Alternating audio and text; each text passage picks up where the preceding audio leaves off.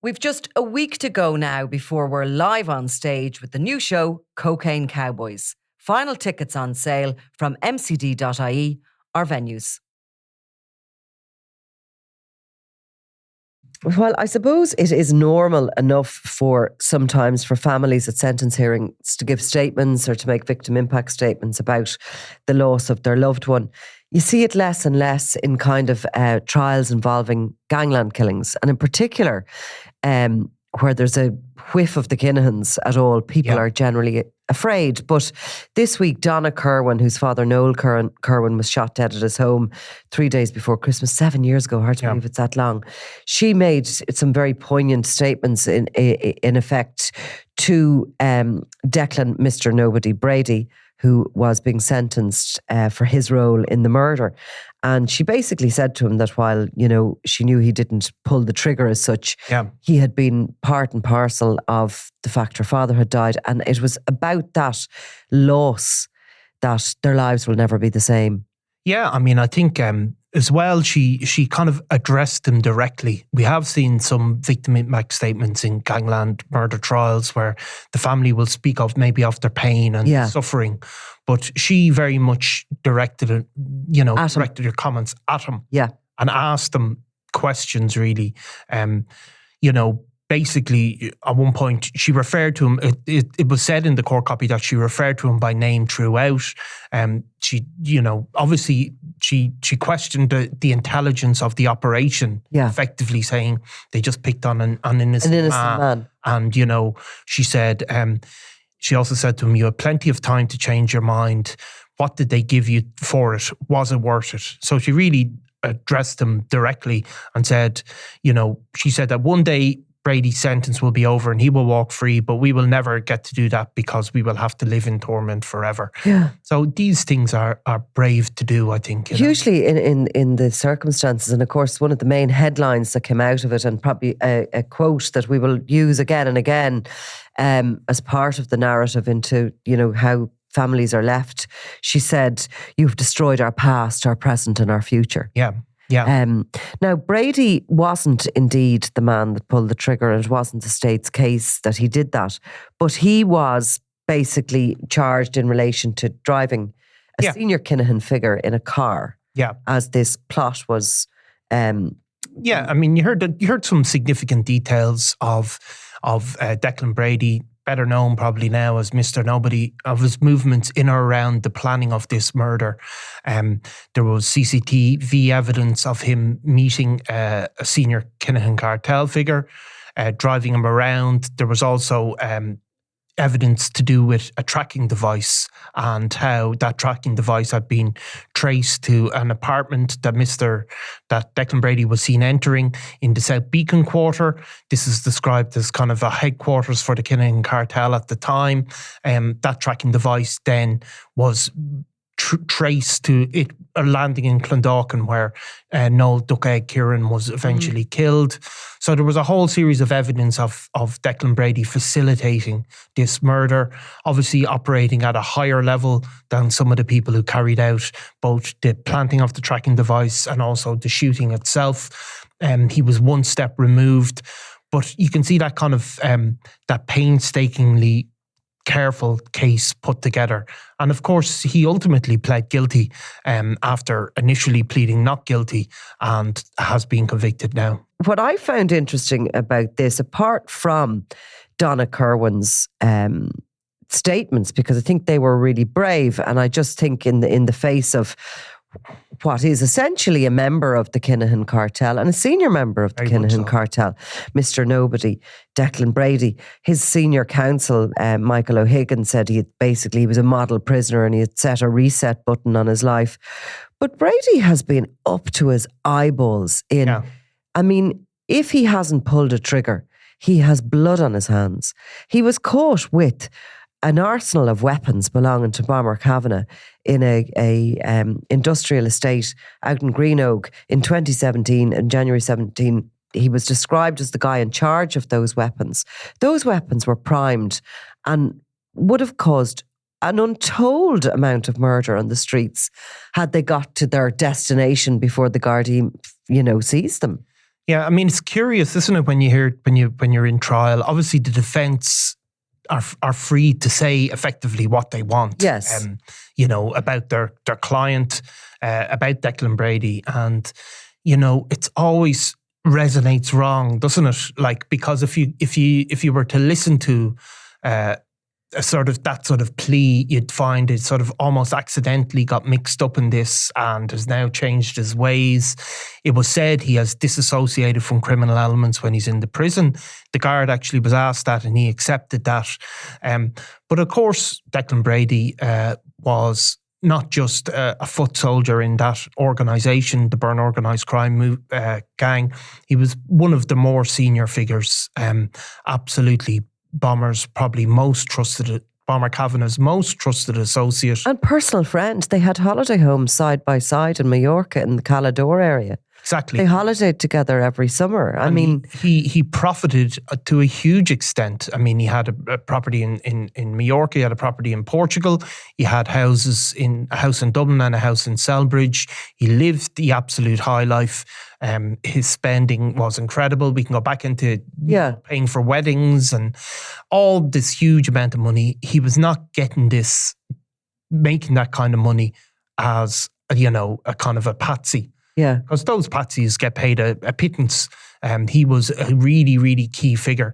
Now, we can't, so maybe he has had a road to Damascus change. But it's always this sort of, and maybe it's I don't know, maybe this is the Mr. Nobody thing as well, but it's always like, he sort of has this element. I don't know whether you've seen him in court. He looks as if he feels sorry for himself. Yeah. He's been caught. He's lost everything, Yeah. He had this sort of mistress and she was in a house and she was done for money laundering. His wife was done for money laundering. It's as if they went for me and look at me now and I'm in jail. And not only did they go for me on this, but they went for me on this. And really this whole sort of certain attitude, it certainly comes across as if, sure, look, poor me. Yeah, I got caught up in something that I didn't expect. But look, let's hear some of the evidence yesterday, right? After Noel Duck Egg Kirwan was shot, and remember, Noel Duck Egg Kirwan was not a gangland figure. I mean, certainly the evidence of his family is that solely because he was photographed next to Jerry Hutch, who he's not. They have said he's not friendly with. That he got shot by the Kinahan cartel. Now, after his murder, Gardaí raided this apartment at the South Beacon, South Quarter, and they found the laptop used to communicate with the tracking device that was placed under Noel Duck Egg's, or was attempted to place under Noel Duck Egg's Kirwan's house, an instruction manual. Yeah, his car. Instruction manual linked to the device, and a toothbrush was taken from the apartment, and analysis revealed DNA matching Brady. He'd also driven this senior Kinahan cartel figure. There is no doubt, because he admitted it, yes, that he was a part of this murder operation. He'd been part of the biggest weapon seizure outside of some IRA dump. That'll be a month after this murder was committed, because the murder, of course, is the 22nd of December 2016. Yeah. So near Christmas, and also came on foot of, was there 8 murders that first year of that feud? Many of them, of course, carried out by that wing of the Kinahan cartel. Many of them facilitated by that wing of the Kinahan cartel, if you want the Burn side of it. Yeah, Bomber Kavanagh's men definitely involved in it. So by the January, so just a month, or probably not even a full month, but within weeks of this murder being committed, Declan Brady had accepted passage of that arsenal of weapons into Greenogue, where he was running essentially Bomber Kavanagh's HQ. Those weapons arrived in this country for one reason and one reason only, and that was to reap havoc on the streets, as if enough hadn't been, to claim more lives for the Kinahan stroke Kavanagh side of the feud. And, how many other people were going to not only be killed, but be jailed possibly for life in relation to that. But he accepted the arrival of those and was looking after them when they were seized. Yeah, exactly. I mean, in order for people to be shot, somebody pulls the trigger, one guy, maybe a second guy with him driving him. But there's a whole chain that leads up to that, and the purpose, you can argue if you so desire that, you know, people drug dealers sell drugs to people who want to buy them and they take their own risks. But the people who trade in firearms and facilitate the trade of firearms, they have no doubt an illegal firearm can only be used for, you know, dangerous and malicious purposes, either to intimidate or to actually kill. There is nothing else. And I mean, he placed himself not just as somebody who was threatened into hiding a gun in his back garden, but he was the man who organised the logistics of a genuinely frightening arsenal of weapons. You know, so he may well feel sorry for himself, because people often do feel sorry for themselves. Yeah.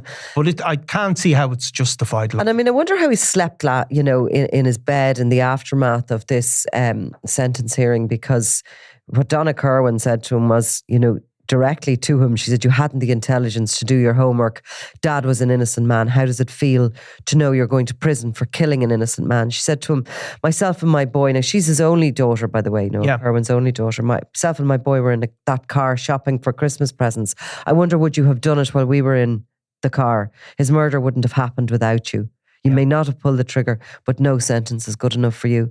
I mean, no matter what you are, who you are, I suppose I'm putting my own, you know, psychological makeup to that. But I mean, to be directly told that by the daughter of somebody who'd been responsible for being involved in their murder. Yeah, I mean, exactly. Like, look, I suppose nice guys don't go into this kind of... They don't, but I mean, I'm sure they still justify all these things to themselves. Yeah. I'm sure there's feud murders that have been justified to people who carried them out, saying, well, if I hadn't got him, he would have got me, and he did this, and, you know, maybe he deserved that. But I don't think anybody could say that about Noel Kirwan.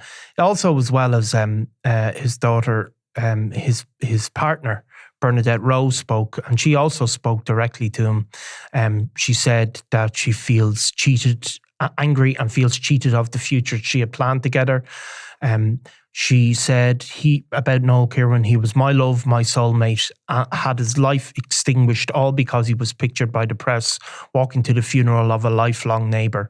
He was a good man, he was very kind and loved to help others in need. He loved to call into his elderly neighbours to see if they needed anything, and he would stop to wash their windows every 2 weeks. So, you know, she was, of course, with him when he was shot dead, and she also said that any bang or crash brings terror flashbacks. I still rub the area of my head Noel banged off after one of the shots hit him. I still see the horror of that night. It was the grace of God that I was not murdered too. Yeah. Yeah, it was terrifying. Like, I wonder, you know, that photograph of Noel Kirwan, of course, which was taken at Eddie Hutch's funeral, and he's standing beside Jerry the Monk Hutch. Noel Kirwan's family have said that he didn't know Jerry particularly well. He would have known. Obviously, it was the funeral of Eddie Hutch. Yeah. Other people would say that they did know one another. Well, what does that matter in a way, you know? I hope that they don't blame the media for that photograph being taken. I hope they don't take that step with their grief. Do you know what I mean? Like, that photograph was taken. I mean, that funeral, those funerals, all that happened around that time, it was very important to document for the, you know, for public interest. Like, I mean, this was a feud that was playing out. I think photographs can literally, to be cliched, you know, they can tell a story like, yeah, look, I mean, 1,000 words or whatever it is. But, you know, that funeral was, the difference was the mafia funeral that had been taking place for David Byrne. And then you had this sort of more simple sort of funeral for Eddie Hutch. He was a taxi driver. I think there was a little taxi sign was on his coffin. Obviously, it was the last time Jerry the Monk Hutch was seen in this country, because in the aftermath of that, €1 million bounty was put on his head, and he went off to the continent until he was eventually arrested and brought back on extradition. But, you know, the wrong wasn't done by the media that day. The wrong is done by the people who believe that because a man stands beside Jerry Hutch that they deserve to die, and they play God and they go out and they kill a man in his driveway before Christmas. Yeah, I mean, look, people that are grieving and have lost a loved one can feel they want the way they want to feel. Like, I believe that, and if that includes anger at the media, that's their entitlement. It is, and that often is the case. I think a lot of blame can be almost put on the messenger or whatever. But I can totally understand why they would. Maybe they felt if that photograph was never taken, he'd still be here. Yeah, maybe so. And look, that's 100% their entitlement. But I mean, the reality is, of course, that that there was many pictures at that funeral, and it did look. And the reality really was that with all of that, it didn't matter. Who we documented with who. No. That gang was once one gang, and they knew everything about one another, and they didn't need the media to point out who was where. No. They were watching themselves. They were. Yeah, look, they were often one step ahead of us in terms of knowing. But I mean, all of that doesn't really matter, I suppose, the role of the media in terms of, the blame is assigned to the people that choose to kill somebody for any reason at all. And the reality was that at that point, the Kinahan cartel, they wanted to kill a number of people in order to make a statement. And they were going out looking for people to kill. They weren't considering who had been, for example, guilty of the Regency Hotel murder. They were trying to make a statement and to pick off some easy targets. And some people who are targeted were easy targets or had been very much to the side of the Hutch gang, if you know what I mean. And they wanted to kill them. It's as simple as that. And obviously... It was all about numbers at that stage to them, wasn't it? It was about numbers. Creating terror. And there was innocent people absolutely caught up in the mix of it as well. And we know those cases as well. So... it was an horrific time if you look back on it, really. If you look at that little snapshot of that month. But of course, Declan Brady was at the heart of it all at that point. There's other murders that are suspected that that bomber wing of the Kinahan cartel provided weapons, logistical support. And none of that would have been possible without, I suppose, functional operators like Declan Brady. I think as well, in the aftermath of, around that time as well, it was in, Robin Schiller had it today in the Irish Independent, looking back to a story done previously where, I'm not sure the exact timeline, but Declan Brady then was over in New York with Bomber Kavanagh. Do you remember celebrating? Yeah, I saw that picture. The picture was in the file. Yeah. Yeah. I mean, so that was, I'll tell you when that was, because that was all in the file that I got actually from the courtroom when Bomber Kavanagh was sentenced that time. He had pleaded guilty on these drugs and money laundering charges. And I remember finding that really curious. Was a few things. The first thing was that Bomber Kavanagh had rented a new premises in the UK to facilitate the ongoing sort of carousel of cocaine coming in and money going back out. And he had rented that premises, done the business deal within days of David Byrne's death. Yeah. So while they were grieving, this huge outpouring of grief that the nation had to witness and be terrified by. Yeah. They were also still in the background doing their drug business. Yeah. And then that photograph was taken in the January.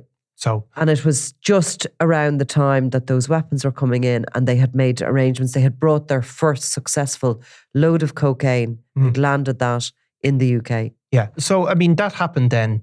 And James Jones Byrne was there as well in the States that time. So, I mean, if you look at today, this week when Declan Brady is sort of, speaking about his regrets and, the reality was he looks sad now because he's caught. Yeah. Within days of Noel Kirwan's murder, he was off celebrating a lad's weekend in New York, living the high life, celebrating the arrival of cocaine, and did not look like a guilty or troubled man at that stage.